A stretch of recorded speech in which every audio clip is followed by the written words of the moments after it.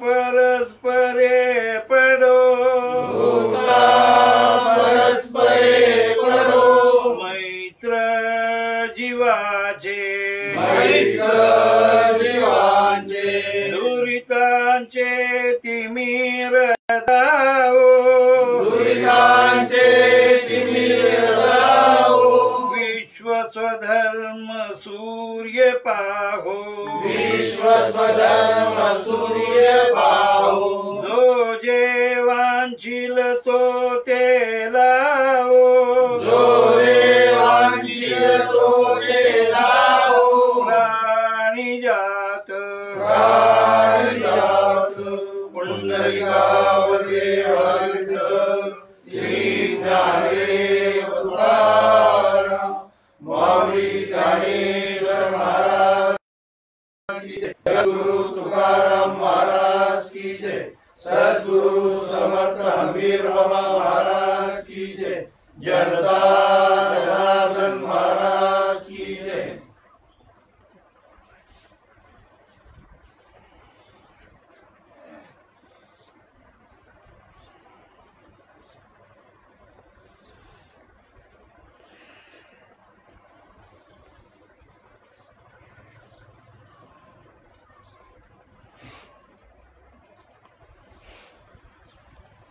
संत आवाज येतो का माग?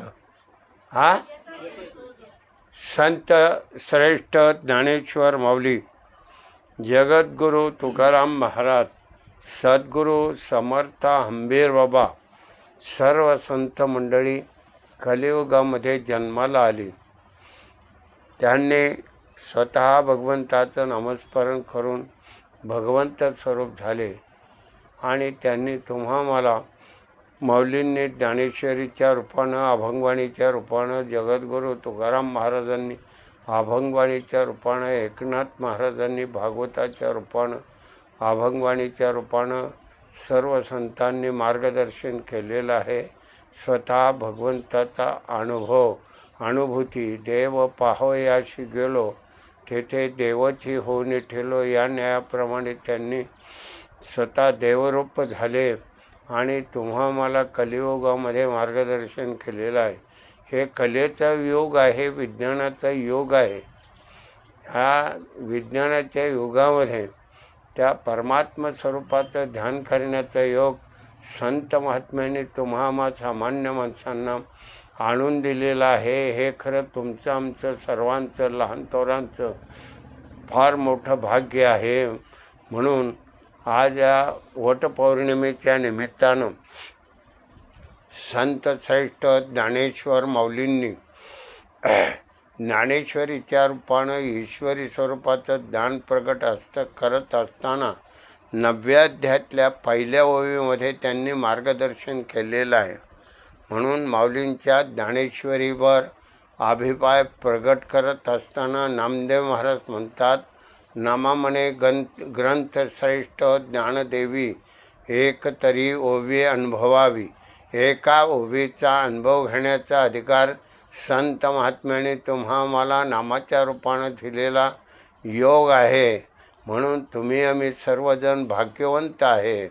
कारण कलियुगामध्ये कमी वेळामध्ये 100 वर्षाचं आयुष्य कलियुगामध्ये आहे. त्या अगोदर त्रेतायुगामध्ये 1,00,000 वर्षाचं आयुष्य होतं. त्रेतायुगामध्ये 10,000 वर्षाचं आयुष्य होतं. द्वापारयुगामध्ये 1000 वर्षाचं आयुष्य होतं आणि कलियुगामध्ये 100 वर्षाच्या आयुष्याची मर्यादा आहे. तरी त्या मर्यादेपर्यंत आज माणसं जगू शकत नाही. 21वे शतक सुरू आहे. विज्ञानाच्या युगामध्ये माणसाच्या अंतःकरणामध्ये विज्ञानाच्या प्रगतीच्या स्वरूपामधून माणसानं निसर्गाचं सौंदर्य नष्ट करण्याचे कार्य घडू लागलेलं आहे त्यांच्या हातून. म्हणून जो निसर्गकृत स्वरूप आहे, वनस्पतीशास्त्राप्रमाणे झाडे झुडपं ही लावली जावीत. आज त्याची तोड होऊन डोंगर माथे उजाड होऊ लागलेले आहेत. म्हणून निसर्गाचाही समतोल बिघडू लागलेला आहे. म्हणून प्रत्येक माणसानं आपल्या हृदयामध्ये असणारा राम, त्या रामाचं ध्यानरूपी मौन नामस्मरणामधून नामस्मरण करण्याचा योग संत महात्म्याने प्रगट केलेला आहे. म्हणून माऊलींची ही ज्ञानेश्वरी, उदाहरणार्थ आपण पातेल्यात भात टाकतो, तो भात शिजला कधी म्हणतो, तर भाताचं एक शिजलं की त्या पातेल्यामधलं सगळं भात शिजलं आपण सिद्ध करतो. म्हणजे त्यामध्ये एक शीताची फक्त चाचणी केल्याबरोबर त्या पातेल्यात असणाऱ्या भात शिजला हे सिद्ध होतं. त्याप्रमाणे संत श्रेष्ठ ज्ञानेश्वर माऊलींनी या गीताशास्त्रावर 9034व्यामध्ये मार्गदर्शन केलेलं आहे. त्यामधली एक तरी ओवी अनुभवली म्हणजे त्या भाताच्या शीताप्रमाणे एका ओवीचा अनुभव घेतला तर आपण भगवंत स्वरूप होतो. हे ज्ञानेश्वर माऊलींनी ज्ञानेश्वरीतल्या ओवी, प्रत्येक ओवीमधला जो अनुभवसिद्ध स्वरूपातला गाभा आहे तो त्यांनी प्रगट केलेला आहे. म्हणून वाचावी ज्ञानेश्वरी, डोळा पाहे पंढरी, म्हणजे पंढरीच्या प्रकाशमान स्वरूपामध्ये जाण्याचा अधिकार तुम्हाला ईश्वरी स्वरूपाच्या ज्ञानामधून ज्ञानेश्वर माऊलींनी प्रगट केलेला आहे. म्हणून आज या ठिकाणी वटपौर्णिमेच्या निमित्तानं माऊलींनी लिहिलेल्या ओव्यामधली एक ओवी 90व्याध्यायातली ही पहिली ओवी आहे. त्या ओवीमध्ये ज्ञान प्रगट करताना त्यांनी म्हटलेलं आहे, तरी अवधान एक दिजे, मग सर्व सुखाशी पात्र होईजे, हे प्रतिज्ञे उत्तर माझे उघडय का. मग केवढी पावर तयार होते तर वटपौर्णिमेच्या निमित्ताने आज सावित्रीची ही वटपौर्णिमा आहे, निर्माण केलेली आहे अनुभवसिद्ध स्वरूपामधून. मग ती पतिव्रत आहे. पतिव्रत कधी तयार होतं तर या मातेचा जीवात्मा आत्मस्वरूपामध्ये जाऊन पोहोचला आणि त्या आत्मस्वरूपामध्ये ती माया बाजूला काढताना त्यावेळेला जीव आणि शिवाचं लग्न लावलं जातं. जीवावर आलेली माया बाजूला, अंतरपाठ बाजूला केला जातो आणि हा जीवात्मा शिवस्वरूप होतो. म्हणून ही पतिव्रता श्री शिवस्वरूप झाली. म्हणून तिची जगावर म्हणजे चाले देवावरी सत्ता, म्हणजे पतिव्रता स्त्रीची देवावर सत्ता चालू शकते.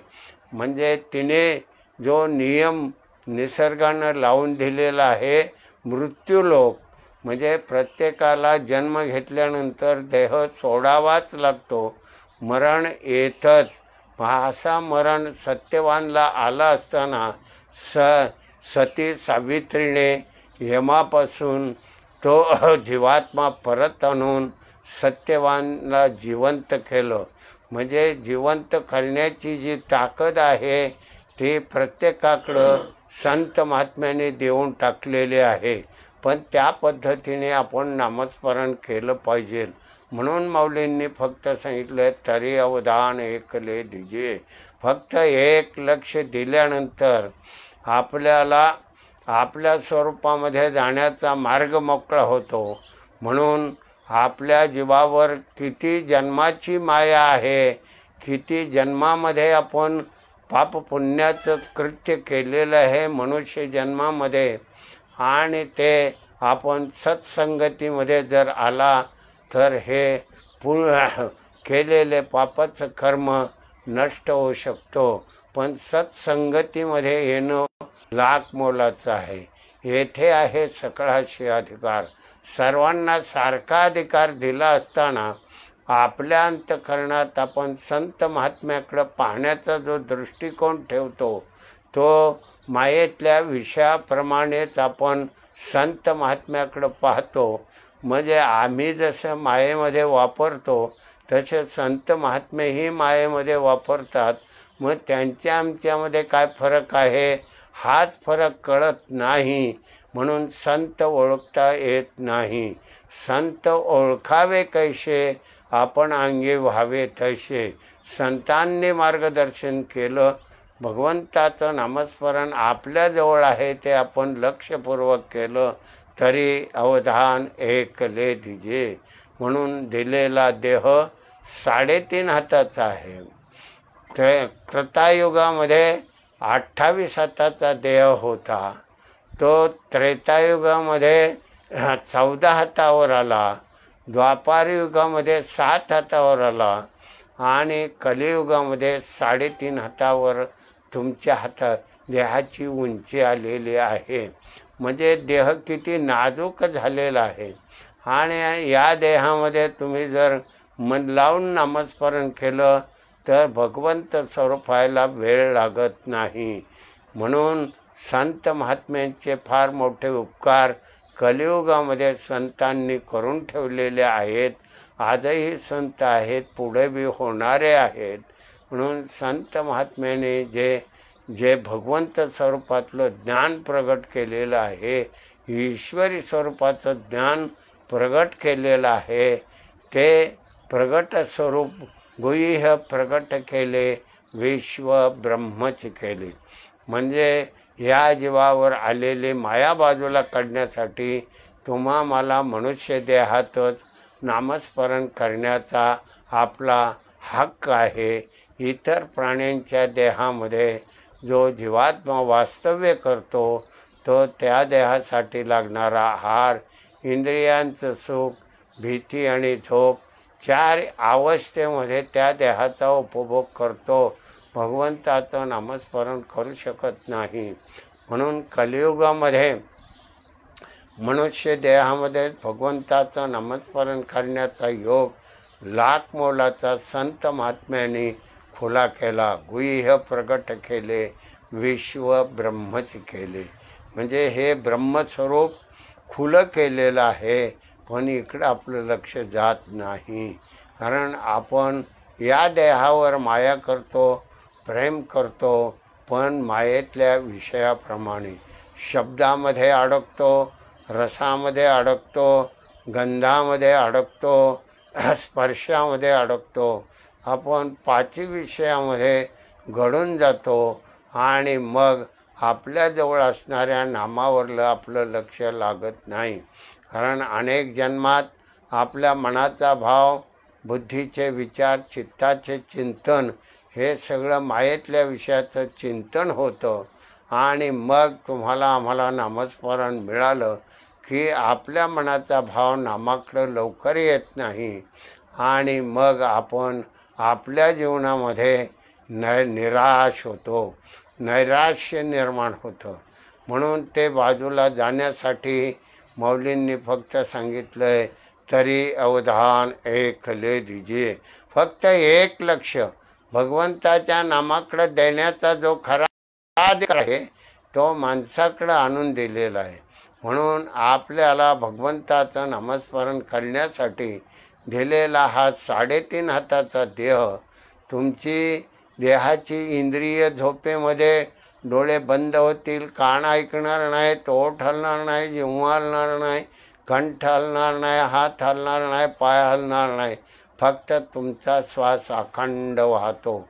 जन्मल्या क्षणापासून देह सोडण्याच्या क्षणापर्यंत तुमचा आमचा श्वास अखंड चालू असतो आणि त्याच श्वासामध्ये प्रणव स्वरूपामध्ये नामाचा ध्वनी भरलेला आहे.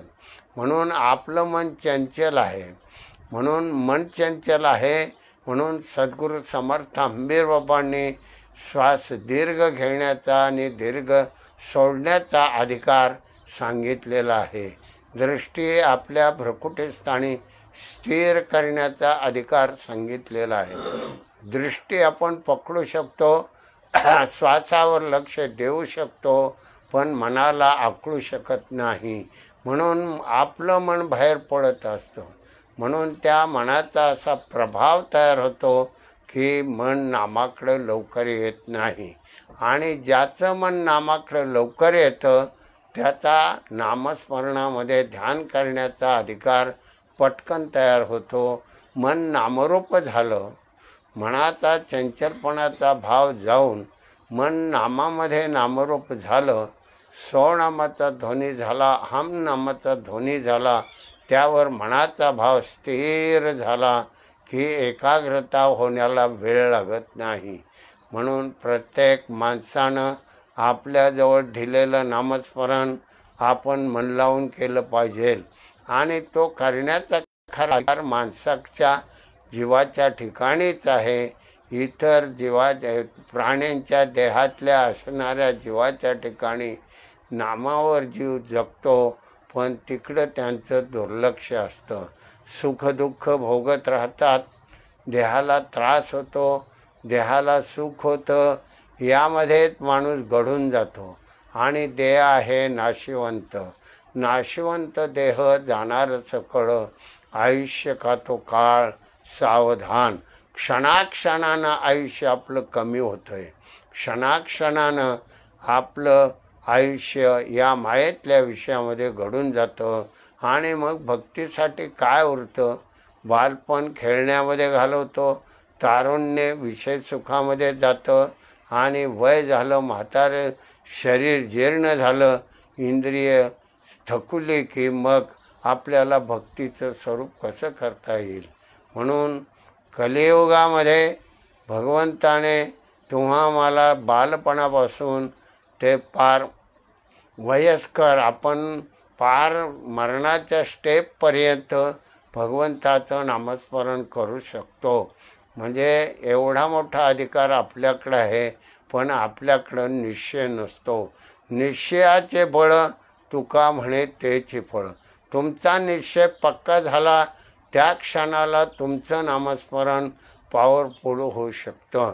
म्हणून मन आपलं चांगलं बनवायचं असेल, भक्कम बनवायचं असेल तर दृष्टी भ्रुकुटीस्थानी स्थिर करा. मन श्वासावर लक्ष द्या. 2 गोष्टीपैकी एक गोष्ट पकडा. दृष्टी स्थिर झालं, लक्ष श्वासावर जातं. लक्ष श्वासावर गेलं की मन नामाकडं जाऊन पोहोचतं. मग एकाग्रता व्हायला वेळ लागत नाही. म्हणून हा दिलेला देह भगवंताच्या नामासाठी वापरण्याचा अधिकार तयार आहे, पण इकडं आपण दुर्लक्ष करतो आणि मायेतल्या विषयामध्ये खूप मोठी चर्चा करतो. त्यामधले निकष जे आहेत ते महत्त्वाचं सोडून देतो आणि नको त्या व्यर्थ विषयावर चर्चा करीत बसतो. आणि आपल्या आयुष्याचं एवढं मोठं आयुष्य मोलाचं असूनसुद्धा ते आयुष्य आपण विषयामध्ये आणि चर्चा करण्यामध्येच कलियुगामध्ये जाऊ लागलेलं आहे. कलियुगामध्ये एक शब्द बाहेर पडला तर तो शब्द पकडला जातो आणि त्या शब्दावर नको ते चर्चेचं स्वरूप प्रगट करतो. आपल्या मनातील बुद्धिमत्तेच्या ज्ञानाचा कस त्या ठिकाणी लावित राहतो. कारण त्या ठिकाणी मायेतल्या विषयामध्ये कारण नसतानाही त्या ठिकाणी तो घडून जातो आणि मग आपल्या आयुष्याचा नाश करतो. म्हणून आपल्याजवळ सर्व दिलेलं आहे. हे विश्व तुमच्याजवळ देऊन टाकलेलं आहे आणि मग या विश्वातल्या प्रत्येक गोष्टीवर तुमचं लक्ष जात असतं. म्हणून आम्ही या जीवावर आलेली माया एका नामाच्या पावरनं बाजूला काढण्याचा अधिकार मला देऊन टाकलेला आहे. मी नेहमी एक उदाहरण देत असतो. सद्गुरू समर्थ हंबीर बाबांच्या काळामध्ये कणकय्या म्हणून जो विद्यार्थी होता, म्हणजे माणूस होता, त्यानं नामस्मरण दिल्याबरोबर रात्री 8 वाजता नामस्मरणाला सुरुवात केली. सो म्हटल्याबरोबर तो ब्रह्मारंध्रामधून आत जायचा, म्हणजे वर जायचा, आणि हम म्हटल्याबरोबर पुन्हा नाभिस्थानी यायचा. असं रात्री 8 वाजल्यापासून सकाळी 8 वाजेपर्यंत 12 तास वर जायचं आणि खाली यायचं. हा त्याचा 12 तासाचा खेळ झाला. त्याचं मन नामामध्ये स्थिर लगेच लागायचं आणि पुन्हा सोचा हम ध्वनी झाल्याबरोबर हम रूपामध्ये म्हणजे जीवदशेमध्ये पुन्हा परत यायचा. म्हणजे एवढी पॉवर आपल्याकडं प्रत्येकाकडे देऊन टाकलेली आहे.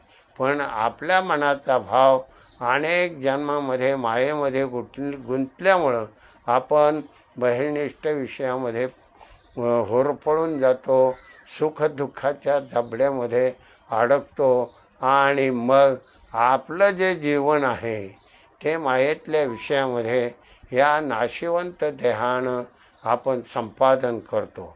ज्याला परमार्थ करायचा, भगवंताचं नामस्मरण करायचं, ते परमार्थ भक्तीतला सोहळा हा फार कठीण आहे. भक्ती ते कठीण शोळावरील पोळी.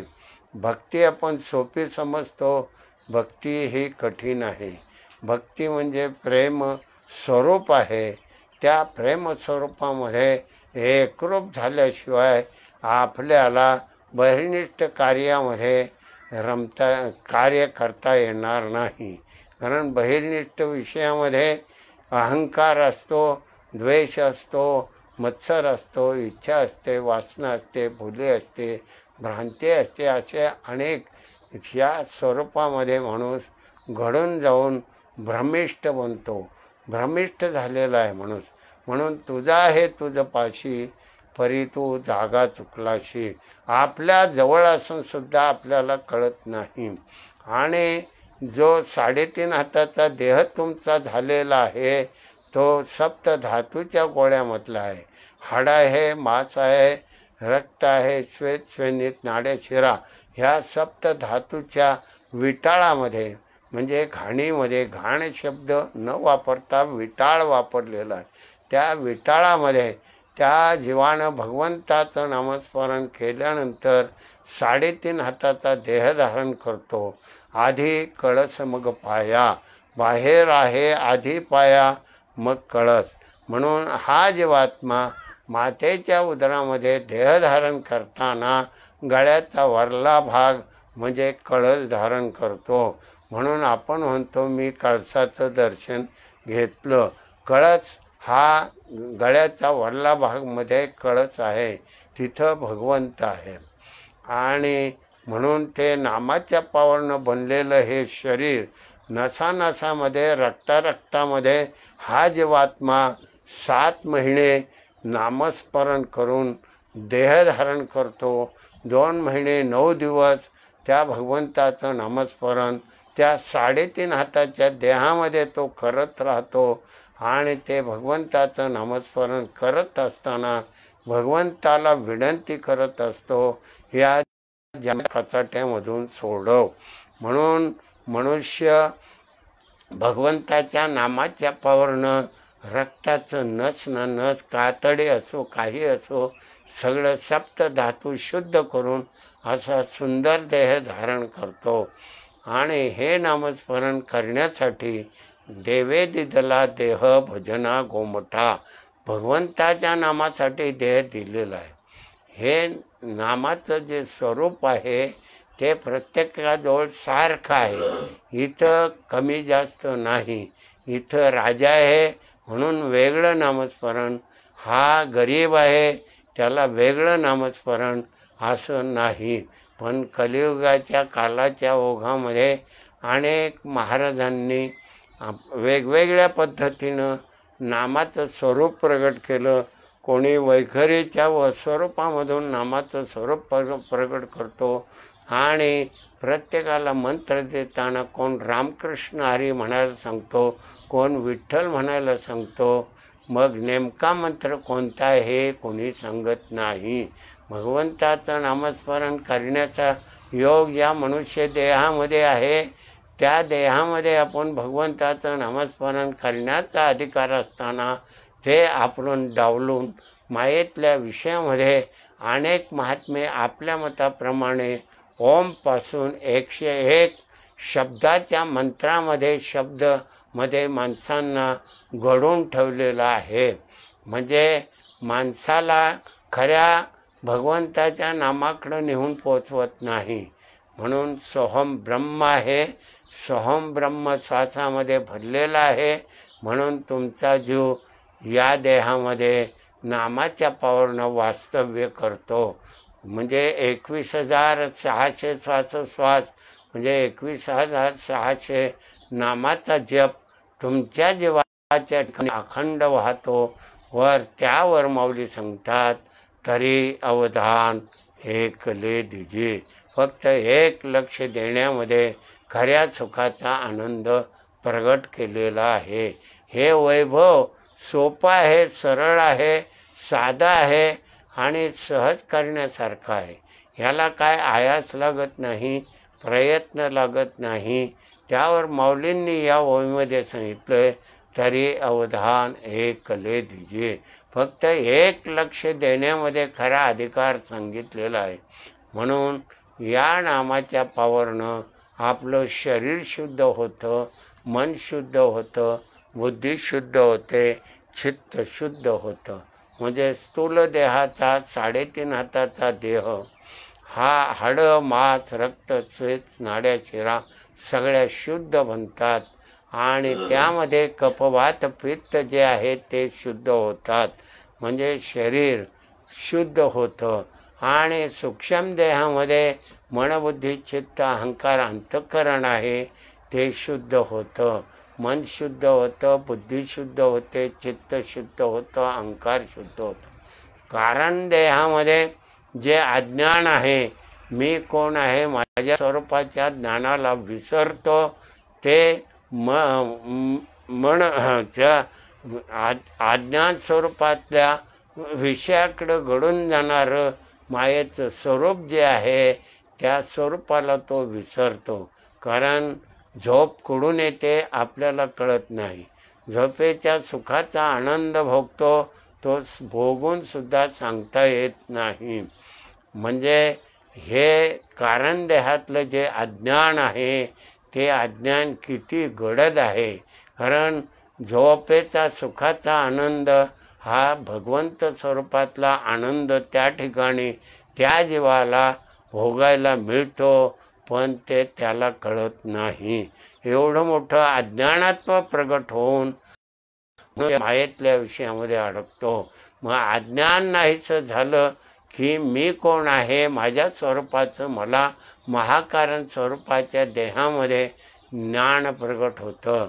जसं आपलं मुख पाहण्यासाठी बहिर्निष्ठ आरसा असतो, तसं ज्ञानरूपी आरसा प्रगट झाल्यानंतर महाकारणाच्या देहामध्ये माझ्या स्वरूपाचं मला ज्ञान प्रगटत्व होतं, ज्ञानाचं स्वरूप प्रगट होतं. म्हणून ह्या 4 देहाचं निरसन झाल्यानंतर तो ब्रह्मरंध्रामधून आपल्या आत्मस्वरूपामध्ये जाऊन पोहोचतो. म्हणजे आत्मस्वरूपावर आलेली माया तो त्या ठिकाणी बाजूला काढतो. त्या ठिकाणी सद्गुरू तुम्हाला ओंकाराचं ध्यान शिकवतात आणि तिथून पुढं भक्तीचा श्री गणेशा होतो. म्हणून संत महात्मे सांगतात, जे जे देखी जे भूत ते ते माने जे भगवंत. भगवंत माना. तुम्हाला तुमच्या अंतःकरणामध्ये अहंकार व जे विषय आहेत ते विषय गेलेले नाहीत. म्हणून प्रत्येक प्राणीमात्राच्या देहामध्ये जो जीवात्मा आहे तो भगवंताचा अंश आहे म्हणून माना. पण पुन्हा संत सांगतात, विंचू देव्हाऱ्यावरी आला तेथे पैंजराचेच काम. विंचू तुम्हाला देव्हाऱ्यात जर आला तर तिथं हाताने बाजूला सारता येणार नाही. तिथं पैंजराचेच काम आहे. तुमच्या आमच्या सर्वांच्यासाठी संत महात्मे फक्त मानण्याचा अधिकार सांगतात, आपण मानत नाही. एवढे मोठे अहंकारी असतो म्हणजे किती द्वंद्व तयार होता. मी तोपणामध्ये केवढं मोठं द्वंद्व तयार होतं. म्हणून ते द्वंद्व बाजूला काढण्यासाठी आत्मरूपामध्ये गेल्यानंतर त्या ठिकाणी माऊलींनी अभंग केलेला आहे. ऋणुजुणू रे भ्रमरा, सांडी तू अवगुण रे भ्रमरा. भ्रमर कोणाला म्हटलेलं आहे? जीवाला म्हटलेलं आहे. जीवाला 6 पाय, भुंग्याला जसे 6 पाय आहेत, तर जीवाकडं मन षष्ठानी इंद्रियस्थानी प्रकृतीस्थानी कर्षती, म्हणजे 5 ज्ञानेंद्रिय आणि 6वं मन, म्हणजे रूप रस गंध स्पर्श विषय, 5 विषय आणि 6वं मन. हे जीवाला ज्या वेळेला त्या जीवावर मायेपासून बाजूला काढायचं असते, त्यावेळेला ओंकाराचा जो नाद ब्रह्मातला ऋणुझुणू ऋणुझुणू तो जो भाव तयार होतो, त्या भावामधून हे सगळे विषय बाजूला जातात. मन ओंकाराच्या नाद ब्रह्मामध्ये एकरूप होतं. म्हणजे मन मुरे मग जे उरे ते तू कार्ये शिविशिना. तुमचं मन त्या आत्मस्वरूपातल्या रूपामध्ये मुरलं गेलं की आत्मस्वरूपच राहतं आणि त्या आत्मस्वरूपाची प्रभा प्रगट होते. म्हणून आत्मस्वरूपावर ज्ञानेश्वर माऊलींनी 13व्या अध्यायातल्या पहिल्या ओळीमध्ये ज्ञान प्रगट करताना म्हटलेलं आहे, आत्मरूप गणेशू केली या स्मरण, सखळ विद्येचे अधिकरण, तेची वंदो श्री चरण श्री गुरूंचे. सद्गुरूचं चरण वंदन करण्याचा अधिकार आत्मस्वरूपामध्ये या जीवाला प्राप्त होतो. सद्गुरू तुम्हाला त्या ठिकाणी परमगुरूच्या रूपानं ओंकाराचं ध्यान करायला शिकवत असतात आणि त्या ओंकारामधून मग हे शब्द रूप रस गंध स्पर्श 5 विषय, त्या विषयातली माया बाजूला जाते. मन भगवंत स्वरूप होतं, नामरूप होतं आणि त्या आत्मरूपामध्ये 14 विद्या आणि 64 कला प्राप्त होतात. 14 विद्या प्राप्त होतात. मग तो महात्मा खरा महात्मा बनू शकतो. 14 विद्येचं परीक्षण करण्याचा अधिकार प्राप्त होतो. 14 विद्या त्यांना प्राप्त होतात. फार मोठी पॉवर तयार होते. सद्गुरू समर्थ हंबीरबाबा 2000 फुटावर असणाऱ्या पक्षाला, झाडावर बसलेल्या पक्षाच्या पायाच्या खाल्ल्या बाजूला गोफण गुंड्यानं तो दगड बरोबर पक्षाच्या खाल्ल्या पायाच्या भागामध्ये जाऊन धडकत होता. पक्षाला लागत नव्हता. एवढी नेमबाजी होती. म्हणजे नेमबाजीचं शास्त्र प्रगट होतं. नंतर पोहण्याचं शास्त्र प्रगट होतं. नंतर गायनशास्त्र प्रगट होतं. बाबा पखवाज लावायचे. या पट्टीवर 4थ्या पट्टीवर पखवाज लावून दिला तर तो 4थ्या पट्टीवर समोर पेटी नसताना, स्वर नसताना त्या स्वराचं ज्ञान इतकं सुंदर तयार होत होतं की पेटी नसताना 4थ्या पट्टीवर ते पखवाज लावून देत होते. तो कधी भजन संपेपर्यंत उतरत नव्हता. पण आता कलियुगामध्ये पेटीजवळ ठेवून पखवाज लावला जातो, तबला लावला जातो, पण तो 3दा लावला जातो. किती वेळा लावला जातो त्याचा तपास लागत नाही. म्हणजे केवढं मोठं म्हणजे गायनातलं ज्ञान होते. गायनशास्त्र त्यांच्याकडं होतं. गायनशास्त्रामध्ये असणारी शास्त्रोक्त पद्धतीची कला त्यांच्याकडं निर्माण होते. गायनशास्त्र निर्माण होतं आणि त्याच पद्धतीने विषय सुख सोहळ्यातलं कोकशास्त्र प्राप्त होतं. नंतर रसायनशास्त्र प्राप्त होतं.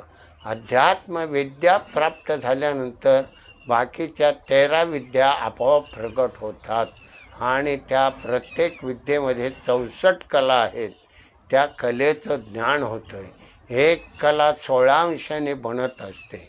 म्हणून मनुष्य किती अंशापर्यंत कला वापरतो कलियुगामध्ये, तर 10 अंशापर्यंत माणसं कला वापरू शकतात.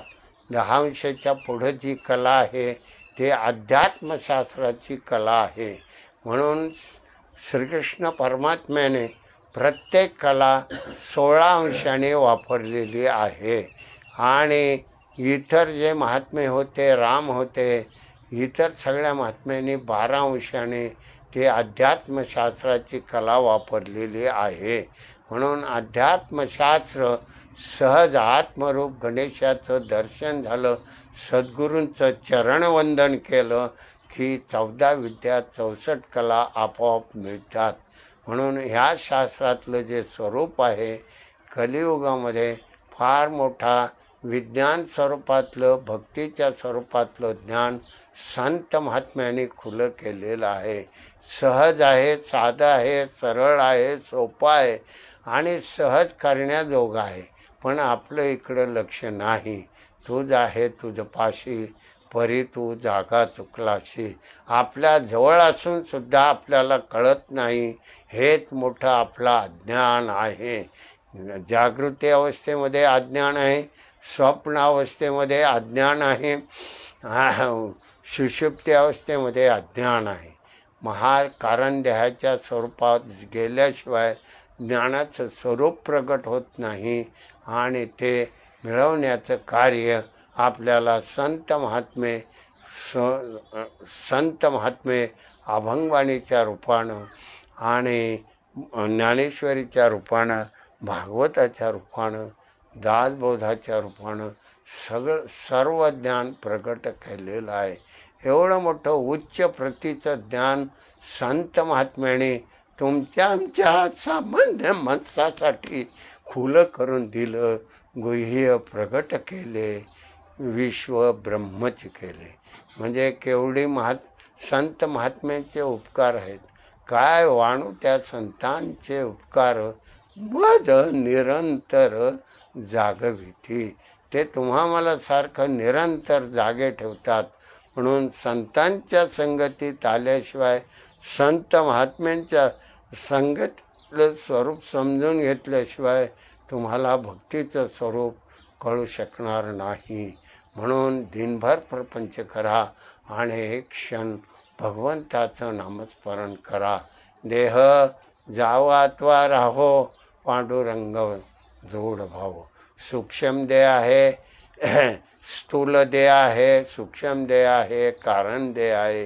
या तिन्ही देहांचं विसर्जन झाल्याशिवाय महाकारणाच्या देहामध्ये आपल्याला एकरूप होता येत नाही. आणि महाकारणापासून आत्मस्वरूपामध्ये गेल्याशिवाय आपल्या मूळ ज्ञानाचं स्वरूप प्रगट होत नाही. तिथून पुढं भक्ती होते.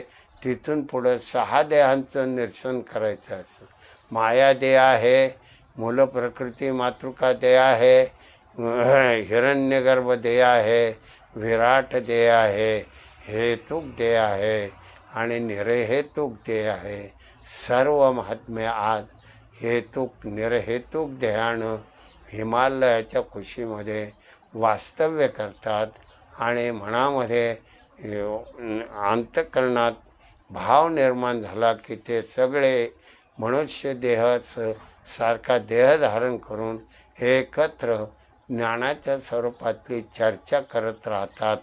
हे ज्ञानाचं स्वरूप संत महात्म्याशिवाय कळू शकत नाही.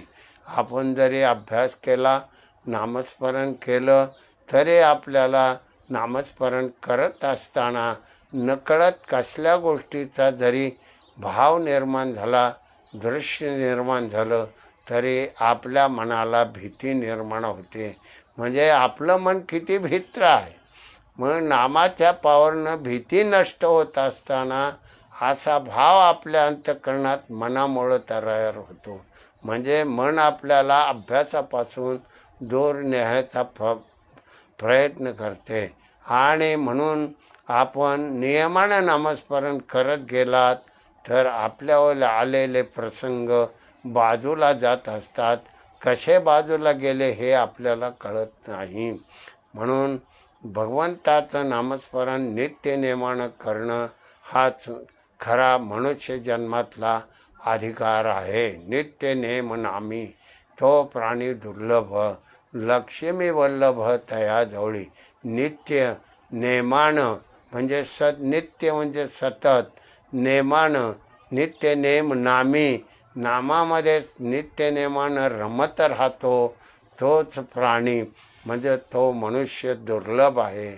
ते संत महात्मे दुर्लभ आहे आणि त्या संत महात्म्याची ओळख करून घेण्यासाठी संत ओळखावे कसे आपण अंगी व्हावे तसे आपण नामस्मरण करू लागलो की संत महात्म्याची ओळख करण्याचा अधिकार आपल्या अंतःकरणात ओघानं प्राप्त होतो, सहज मिळतो आणि मग आपण आपल्या जीवनामध्ये खऱ्या भक्तीच्या स्वरूपाचा आनंद भोगतो. भक्ती नामाकडे ज्याला मार्गदर्शन करायचे, भगवंताच्या नामाचं ध्यान करण्यासाठी मार्गदर्शन तत्व करायचं असेल तर सहनशीलता फार मोठी असावी लागते. आपण किती सहनशीलता करायची त्याला प्रमाण नसते, कारण मनुष्य समोरचा चुकला तरी आपण आपल्या अंतःकरणामध्ये त्या माणसाविषयी चूक करू नये हा अंतःकरणातला भाव असतो. आणि जो पती पत्नीच्या नात्यामध्ये अडकतो त्याला परमार्थ लवकर करता येत नाही, कारण तिथं भेदात्मक स्वरूप तयार होतं आणि मग परमार्थाचं आचरण करण्यासाठी आपल्या हातून चुकलं जातं. आपण किती कष्ट करायचे असतात त्याला प्रमाण नाही. कष्ट फार थोडे आहेत. भक्तीच्या स्वरूपामधून ही जी बहिनिष्ठ कष्ट आहे ते फार थोडे आहेत. म्हणजे तुम्ही सकाळी उठल्यापासून संध्याकाळी झोपेपर्यंत या मनाला, बुद्धीला, चित्ताला, देहाला, इंद्रियाला फार कष्ट आहेत असा अर्थ नाही. भक्तीमध्ये फार भगवंत नामाची कठीण स्वरूपातली आचरण करण्याची भक्ती स्वरूपातलं ज्ञान अवघड आहे.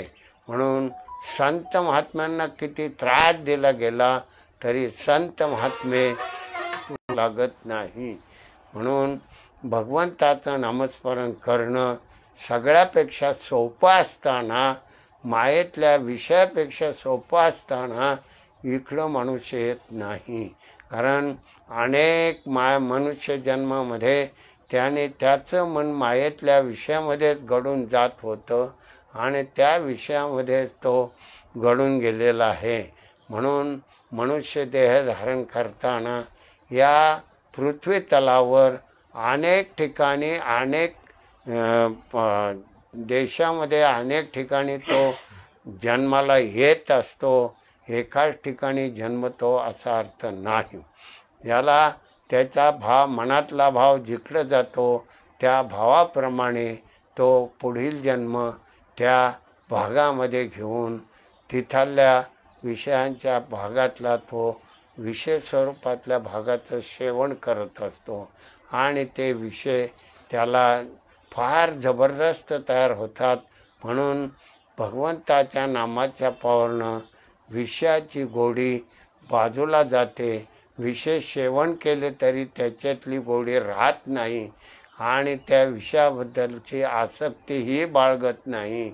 हा तितका भक्तीतल्या सोहळ्यातल्या प्रेमाचा आनंद असतो. म्हणून भक्तीचं प्रेम सर्वश्रेष्ठ आहे आणि ते सोपं आहे असतानासुद्धा इकडे येत नाहीत. आणि जे मायेतले विषय आहेत हे कठीण आहे. त्या मायेतल्या विषयामध्ये दुःखच असतं, सुख फार थोडं असतं. त्या विषयातलं सुख एक क्षण असतं. म्हणून प्रत्येक विषयामध्ये क्षणभर सुख तयार होतं आणि बाकीचं सगळं दुःखच त्याच्या भोवती आलेलं असतं. म्हणून बाबांनो, मनुष्य जन्म हा लाख मोलाचा आहे, पुन्हा लवकर मिळत नाही. म्हणून संतांच्या संगतीमध्ये या भक्तीच्या सोहळ्यामध्ये रममाण व्हा. नामाशी मनाचा भाव नामरूप करा. भीती अंतःकरणात आणू नका. अहो, नामस्मरण करता करता श्वास दीर्घ घेतला, दीर्घ सोडला तर नामावर जर लक्ष गेलं तर सावकाश सूक्ष्म श्वास होतो आणि सूक्ष्म श्वास झाला की कुंभक तयार होतो आणि त्या कुंभकामध्ये एकाग्रता तयार झाल्यावर मग त्याचा अचानक त्या मनामध्ये भाव निर्माण झाला की मग त्याला तिथं भीती वाटते, गुदमरल्यासारखं वाटतं, मी मरतो का काय अशी त्याच्या अंतःकरणातली भीती निर्माण होते आणि मग तो मनुष्य श्वास सोडण्याचा प्रयत्न करतो, पण सावकाश झालेला श्वास तो लवकर दीर्घ म्हणजे पटकन सुटत नाही, तो हळूहळू वाढत जाऊन सुटला जातो आणि मग तो गडबडून मी मेलो असं त्याचा अंतःकरणात भाव तयार होतो आणि भीती निर्माण होते. म्हणून भगवंताचं नामस्मरण करत असताना म्हणून सद्गुरू हा शब्द कशासाठी आहे, मार्गदर्शन तत्वामध्ये आहे. म्हणून आपल्याला आलेले अनुभव आपण स्वतःच सद्गुरूशी प्रगट करावे, इतराशी प्रगट करू नये. असं का करू नये, तर त्यामध्ये फार मोठं जे भक्तीतल्या सोहळ्याचं स्वरूप होतं ते बाजूला जातं आणि मायेचे विषय पुढे येतात आणि मायामय बनतो. म्हणून आपण आलेले अनुभव सद्गुरूचरणी सांगण्याचं वैभव का प्राप्त करून घ्यायचं, तर सद्गुरूंच्या काळामध्ये अशी अनेक मंडळी असायची. एखादा नामस्मरण करू लागला की त्याला बोलून घेणार, त्याच्याचे गप्पा गोष्टी मारून तुझं नामस्मरण कसं चाललं ही चौकशी करतात आणि मग ते बाजूला जातात. आणि आपण आपला नामाचा अनुभव जर प्रगट केला आणि तो समोरचा माणूस फार जुना नामस्मरण घेतलेला असेल तर तो सांगतो, हे असं अनुभव येत नाही बाबा नामामध्ये. म्हणजे ज्याला अनुभव आला तर ज्याला माहिती नाही त्याला सांगितलं गेलं तर तुमचं नामस्मरण सुटलं जातं. म्हणून सद्गुरूच्याच चरणी ते मार्गदर्शन तत्व समजून घेतलं पाहिजे. आपण खुलं बोलतो, भक्तीच्या स्वरूपातलं ज्ञान खुलं जातं. म्हणून मनातली भीती बाजूला काढा, भगवंताचं नामस्मरण करा. माझ्या प्रपंचातल्या आलेल्या अडीअडचणी प्रसंग हे जरी आले असले तर भगवंताचं नामस्मरण आपण बिनदिक्कत म्हणजे कोणताही विचार न करता पॉवरफुल करा आणि पॉवरफुल नामस्मरण तुमच्या अडीअडचणी सोडू शकतील. आपण त्या अडीअडचणीचा विचार कधी सुटतील हे अंतःकरणात आणू नका, कारण ते आणलं जातं हे आपल्याला हे असे वाईट विचाराचे आचाराचे प्रसंग निर्माण झाल्यामुळं त्या मनामध्ये ते भाव निर्माण होतात. ते नामाच्या पावलानं बाजूला काढा. भगवंत तुमच्याजवळ आहे, त्याचं नामस्मरण केल्यानंतर तुमचा प्रसंग बाजूला जाणारच आहे. पण कधी जाईल याचा विचार करू नका, कारण नामस्मरण आपलं फार थोडं असतं. आपण किती वेळ बसतो, अर्धा तास बसतो, 1 तास बसतो, 2 तास बसतो, 3 तास बसतो आणि मग आपलं पुन्हा मायेतल्या विषयामध्ये आपलं मन रमलं जातं. म्हणजे 3 तासामध्ये आलेला मनाचा धैर्याचा भाव या मायेतल्या विषयामध्ये आल्यामुळं तो धैर्याचा भाव खचू लागतो आणि मग आपला प्रसंग कधी टळेल हा अंतःकरणात भाव तयार होतो. तो बाजूला काढून टाका आणि नामस्मरण करत राहा. सद्गुरू तुमचं नामाच्या पावरनं झालेलं कार्य बाजूला काढून तुमचं शुद्ध चांगल्या विचाराचं आचरण तयार करतील आणि आलेले प्रसंग बाजूला निघून जातील. कारण मायेतल्या कलियुगातल्या कालाच्या ओघामध्ये माणूस माणसाच्या दृष्टिकोनातून पाहत असताना माणसांच्या अंतःकरणात भेदभाव द्वेष वाढलेले आहे, मत्सर वाढलेले आहेत.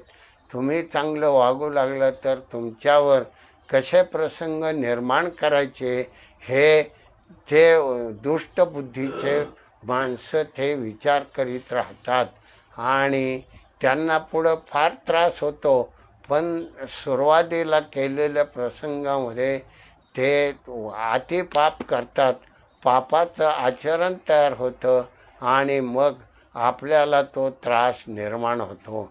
म्हणून त्रास मानू नका, भगवंताचं नामस्मरण करा. हे आपण या कलियुगातल्या कालाच्या ओघातल्या माणसाच्या विचाराची नीतिमत्ता ही खालावलेली आहे आणि त्या विचारामुळं कोणी ना कोणी तुम्हाला वाईट विचारानं पाहतो आणि तुम्हाला अडचणी निर्माण, मायेतल्या विषयामध्ये अडचणी निर्माण करतो. म्हणून भगवंताच्या नामाच्या पावरनं त्या दूर होऊन जातात. म्हणून तुमचं जीवन नामाच्या पावरनं सुखी होणार आहे. म्हणून बाबांनो, मायेतल्या विषयाचा विचार कमी करा आणि भगवंताच्या नामावर लक्ष द्या. तरी अवधान एक ले दीजिए. मग एक लक्ष भगवंताच्या नामाकडे दिलं गेलं तर मग सर्व सुखाला पात्र होणार. अडीअडचणी दूर जातील. मनामध्ये धैर्य तयार होईल आणि शरीर आरोग्याचं स्वरूप प्रगट होईल. पण तुमच्या मनाची एकाग्रता झाल्याशिवाय नाही, तुमची दृष्टी स्थिर झाल्याशिवाय नाही, तुमचं लक्ष श्वासावर केल्याशिवाय नाही. या तिन्ही गोष्टी आपण पकडायच्या. त्याच्यातली एक पकडायची, दोन पकडता येतात. लक्ष आणि दृष्टी पकडता येते, मन आपल्या ताब्यात राहत नाही. म्हणून मनाचा विचार करू नका, आपली दृष्टी स्थिर करा, लक्ष श्वासावर द्या. हीच थोर भक्ती आवडते देवा, संकल्पावी माया संसाराची. संसाररूपी माया भगवंताच्या नामाच्या पावरनं बाजूला काढा आणि भगवंत स्वरूपा. एवढीच संत महात्म्यांची, ज्ञानेश्वर माऊली, तुकाराम महाराज, एकनाथ महाराज, सद्गुरू समर्थ आंबेर बाबा, सर्व संतांची प्रेमपूर्वक विनंती आहे. दिनभर प्रपंच करा, पण मन लावून 1 मिनटं का होईना मन लावून नामस्मरण करा. हीच थोर भक्ती आवडते देवा, संकल्पावी माया संसाराची. केलेली प्रवचनरूपी सेवा वेडी का वाकडी देव जाणे. आपुल्या बळे नाही मी बोलत, सखा पांडुरंग वाचा त्याची.